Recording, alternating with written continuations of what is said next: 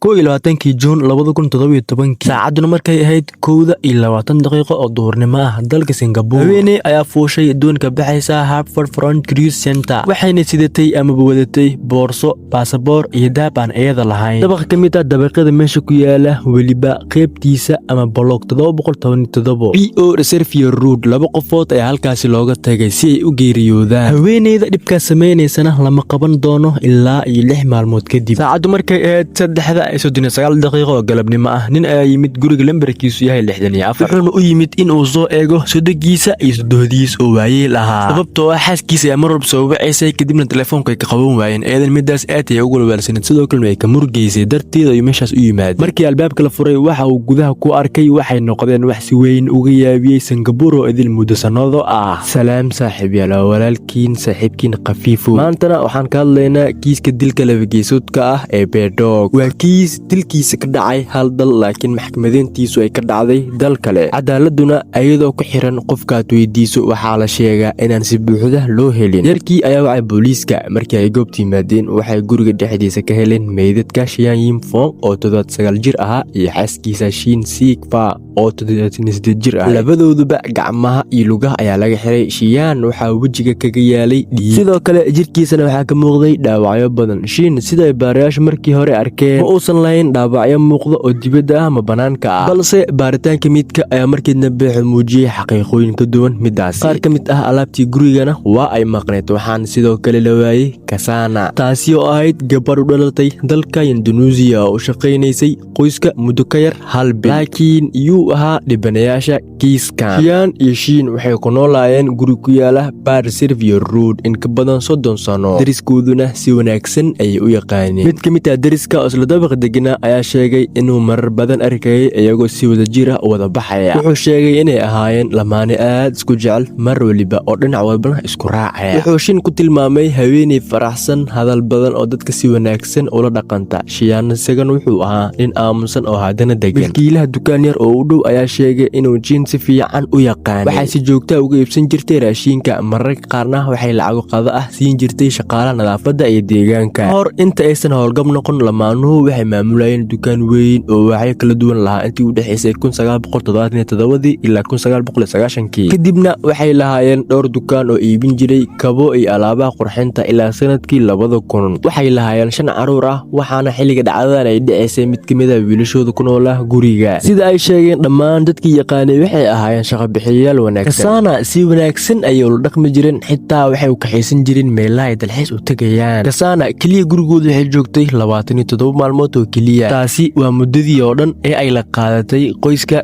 ka hor subaxnimadii 21 Juun. Kasana oo sidoo kale loo yaqaanay Ana Abdulmuiz ayaa magacan lagu qoray diiwaanada rasmiga ah. Waxay dhalatay 10 Agoosto 1976 degmada Kibiu ee gobolka bartamaha Java, Indonesia. Waxayna ahayd cunugii lixaad qoyska kooban 8 caruur ah. Waxay ku barbaartay Jakarta waxayna guursatay 1996. Waxayna dhashay 4 caruur ah, 2 wiil iyo 2 gabdhood. Waxay furin qaadatay sanadkii 2011. Kasana kuma aysan cusbeen shaqada guryaha iyo ku noolaashaha dibadda. Waxay Malaysia ka shaqaynaysay muddo 3 sano laga bilaabo 2008 ka hor intii aysan u guurin Singapore. 3 Maarso 2017 ayay markii ugu horeysay imaanaysay Singapore si ay ugu shaqayso guri ay leedahay qoys reer Singapore ah. Mintiyada maxkamadda Indonesia ayaa markii dambe muujiyay inay shaqadaas ku faraxsanayeen tan iyo maalintii ugu horeysay, isla markaana maalin kasta ay la kulmi jirtay aflagaado iyo caay. Waxayna xaaladaas u adkaysatay muddo 2 bilood ah. Kadibna 6 Maajo waxay ku hanjubtay inay iska soo tuuri doonto dabaqa guriga ay ka shaqaynayso haddii aan loo ogolaan inay shaqada iskaga tagto. Qofkii ay shaqaynaysay ayaa aqbalay codsigeeda waxaana dib loogu celiyay wakaaladii shaqaalaha guryaha. Macnaha guud waa muhiim. Shaqaalaha guryaha ee ajaanibta ah ee ka shaqeeya Singapore si fudud ugama tagi karaan shaqadooda. Fiisahoodan wuxuu ku xiran yahay shaqabixiyahooda. Yacni waa dadka taga Sacuudi Arabiya, gabdhahaas ama wiilashaas oo raba inay ka shaqaystaan kadibna fiisahooda markay rabaan inay soo laabtaan waa qasab inay ka tagaan, yacni inay u tagaan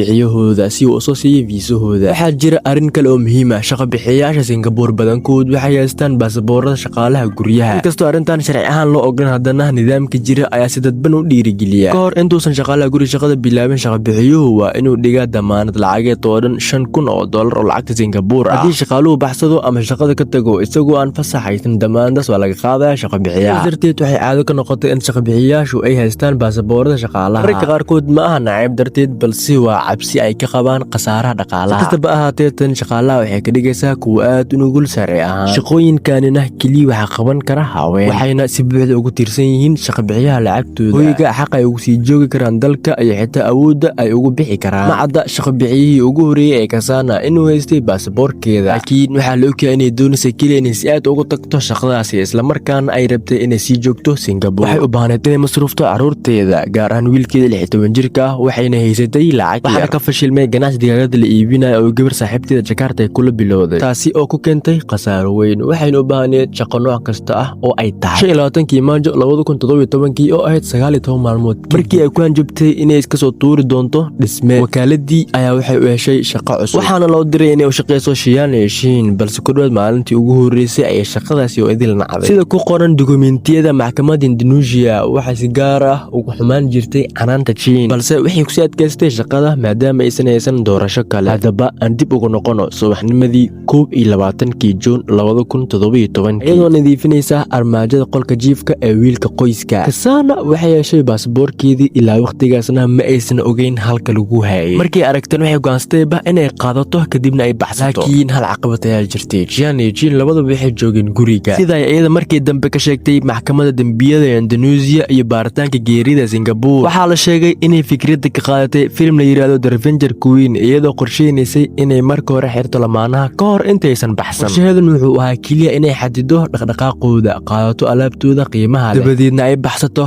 ka hor intaan cidna ogaan. Laakiin arrimuhu sidii ayada filaysay uma aysan dhicin. Cassandra waxay marka hore u tagtay Shiyan oo hurday sariirta, isagoo dhinac u jiifa dhabarkiisa u sii jeedo. Waxay afka kaga dhejisay cajalad adag, dabadeedna waxay bilowday inay gacmihiisa ku xirto xarig. Shiyan isla markiiba uu soo kacay wuxuuna isku dayayba inuu eedada iska caabiyo, taasoo keentay in cajaladii afka saarneed ay dhacdo. Markaasi ay wuxuu bilaabay inuu qayliyo si ay codka u qariso. Cassandra waxay shiday telefishinka codkiisa, waxayna gaarsiisay heerkii ugu sarreysay, kadibna waxay wejiga kaga dhufatay feer. Hase yeeshee, Shiyan wuxuu sii waday iska caabinta, taasoo sababtay in maqaarkiisa dilaaco oo dhiig baxo. Cassandra waxay argagaxday markii aragtay dhiigga. Argagaxaasina awgiis ayay soo qaadatay kursi yar oo alwaax ah oo saarna miiska qurxinta, waxayna kursiga si isdaba jooga madaxa ugu garaacday Shiyan ilaa uu gebi ahaanba dhaqaaqi waayay. Isla markaasina Jin ayaa qolka ku jirtay, lamana oga inay joogtay markii weerarka uu bilaabmayay iyo inay soo gashay intii uu socday. waxaa la ogyahay keliya ayaa waxay tahay inay Cassandra gadaal ay ka riixday. Cassandra ayadana dib u riixday, taasoo sababtay inay iyadu ku dhacdo albaabka musqusha ku dhagan ee qolka jiifka. Madaxeeda ayayna derbiga ku dhufatay, dabadeedna waxay ku dhacday sagxadda iyadoo Jin dhulka jiifta. Cassandra waxay gacmaheeda iyo lugaheeda ku xirtay xarig, kadibna waxay ku xirtay birta tuwaalada ee musqusha. Laakiin sidaas ay tahay, Jin iyadan waxay sii weeday iska caabinta, sidaas darteedna Cassandra waxay gacanta ku qabsatay saxanka musqusha si ay isu dheelatirto, kadibna dhowr jeer ayay cagaha ku dul tumaysay Jin ilaa iyaduna gebi ahaanba dhaqaaqi weyday. Baaritaanka meydadka ayaa markii dambe xaqiijiyay in Shiyan iyo Jin labaduba ay u dhinteen dhaawacyo culus oo soo gaaray, kaasi oo kasoo gaaray jug adag. Shiyan wuxuu u dhintay dhaawac madaxa kasoo gaaray, halka Jin ay u dhimatay dhaawacyo madaxa iyo laabta kasoo gaaray. Markii ay waasay cid kale soo hor istaagaysa, Cassandra waxay bilowday inay guriga ka aruuriso saacado, taleefano gacanta iyo kombiyuutar iyo weliba xitaa lacag cadaan ah. Waxa ugu muhiimsanaa ee ay qaadateen wuxuu ahaa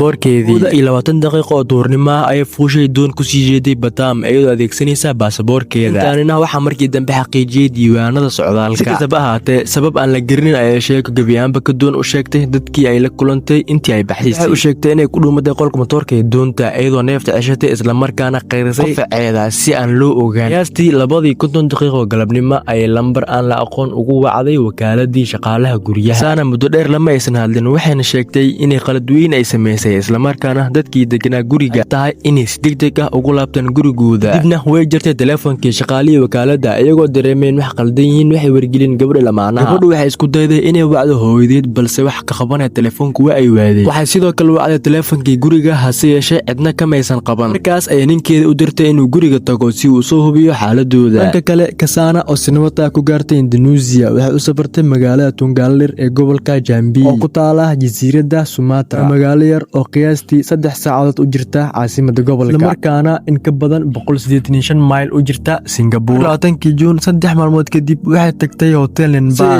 hotelka habeenkaas waa uu xirnaa, sidaas darteedna meel kale ayay ku hooyatay, waxayna hotelkaas ka diiwaangelisay habeenkii ay baxsad ku jirtay, haddana isku mayday inay isqariso. waxayna hotelka ku gashay magaceedii saxda ahaa, waxayna marar badan booqan jirtay maqaaxid internet oo u dhow halkaas oo ay ku aqrisan jirtay wararka ka soo baxaya dilaalkii ka dhacay Singapore. 24 jir ah oo lagu magacaabo Haranto ayaa arkay wuxuuna garanayay magaceeda. Cassandra isku diidan qof inay ka khariso aqoonsigeeda. Araantu wuxuu ku arkay wararka ay akhrinaysay wuxuuna ogaaday in magaca tuhmanaha lagu sheegay wararka uu sidoo kale ahaa Cassandra. Sidoo kale xasuustay arrin kale intii ay ku jirtay maqaayad internetka waxaa la maqlay iyadoo taleefanka ku leh sidii ay xaaladoodu ahayd ma garanayo inay dhinteen iyo in kale. Waxaan doonayaa inaan ka toobad keeno anigoo tagaya dugsi diimeed. Iyadu waxay doonaysay inay tagto dugsi diimeed oo ku yaala dalka Indonesia kaasi oo lagu magacaabo Pesantren. waa goob ardaydu ku noolaadaan quraanka ku bartaan isla markaana ay ka helaan tarbiyad iyo hagid diimeed. mid kamid ah saaxiibadii Haraantu ayaa isla markii dambe sheegay in Cassandra ay mar sheegtay inay rabto inay aado dugsi noocaas ah si ay ugu toobad keento wixii dhacay. laakiin dhammaantii ma aysan sheegin waxay doonaysay inay ka toobad keento. markii shakiga sii kordhay ugu dambeyn qof ay booliiska ku wargeliyay iyadoo habeenay tahay taariikhdan ay ku beegantahay 27 Juun 2017 inkastoo yar qaarkood ay ku qornayeen 28 Juun maadaama ay saacadu habeen dambe ahayd. booliiska Indonesia weeraray qolkeedii ku yaalay Hotel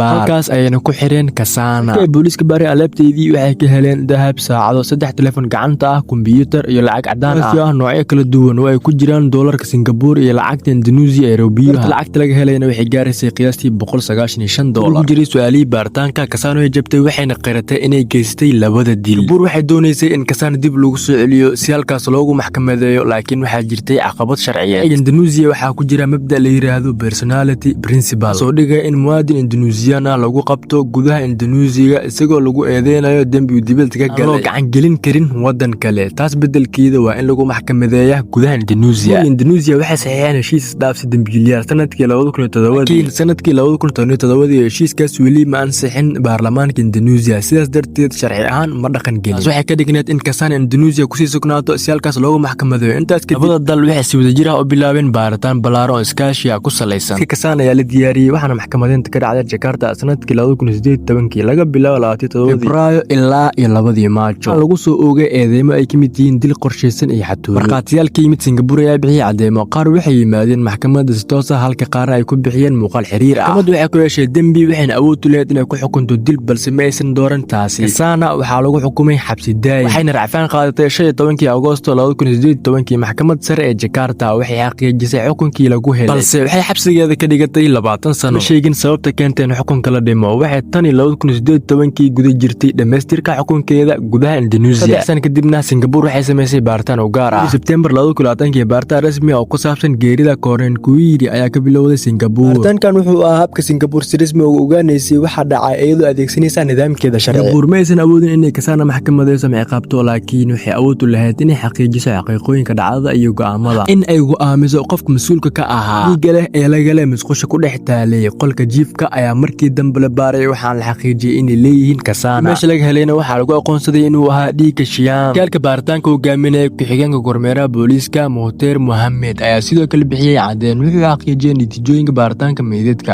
wuxuuna sheegay natiijadii ka soo baxday kiiska Indonesia. wuxuu sidoo kale sharaxay sida kiiska uga soo baxay maxkamadda Indonesia 2 September 2020 garsooraha baaritaanka dhimashada State Coroner ayaa soo saaray go'aankeeda. waxay sheegtay in labada dhimasho bay ahayn dilo sharci darro ah isla markaana Cassandra ay mas'uul ka ahayd. waxay tacsi u dirtay qoyska lamaanaha inkastoo xubnaha qoyska aysan joogin maxkamadda si ay u maqlaan hadalkaas. waxay hadda ku xiran tahay xabsi ku yaala dalka Indonesia waxaan la filayay inay heli karto siideen hore sanadkii 2031. baaraashu sheegtay inaysan weligeed qorsheysan inay diso Jian iyo Jin. halkan ay su'aasha ku saabsan sababta dembiga ku adkaanaysa. sheekada Cassandra ayaa si joogto ah ula sheegtay maxkamadda Indonesia iyo baaritaanka dhimashada Singapore waxay ahayd kaliya inay rabtay inay baxsato. waxay sheegtay in dhimashadu ay dhacday kadib markii lamaanuhu isku dayay inay iska caabiyeen ay dagaal galeen. laakiin booliiska Indonesia waxay gaareen aragti ka duwan. qiimintooda waxay ahayd in sababta ugu weyn ee dembiga ay dhacdo la xiriirta dhacsi iyo qaadashada hantida. waxayna aaminsanayeen inay guriga u gashay si ay alaab u qaadato halka baxsashaduna ay ahayd qorshe labaad ama sheeko ay ku qorinaysay sababta dhabta ah. qiimaha kiiskan waxay taageerayaan labada aragti. waxay hore u sii diyaarisay xarig ay ku xirayso